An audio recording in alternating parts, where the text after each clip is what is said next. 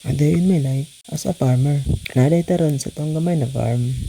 Kaya ato ang harvest ang po sa life dati para to sugdan. Lord, salamat Lord sa blessings sa inyong gihatag. Amen. Og ato ang mga sugdan. Dagdo rin na kada nga mga ka-farmer ang katas na to ana. Kay mao nang good size nga pang market. Di pa na kay kodya mga ka-farmer. Kay primerong harvest din na sa atong alugbate karon. Sipag at syaga lang talaga mga ka-farmer. Sabi pa nila, kung may tanim, may aanihin. Huwag lang kayo mawalan na pag-asa. Napatong-patong na problema. Tandaan mo, hindi ka nag-iisa. Marami tayong nagrurusa, naghihirap. Kaya lumaban ka. Lumaban ka ng patas na walang inaapakang tao. Gawin mo ang mga bagay. Paano ka masaya? Sundin mo ang iyong puso. Isip siyang maridikta. Magtangkumpay ka. Lakasan mo lang ang loob. Lumaban ka.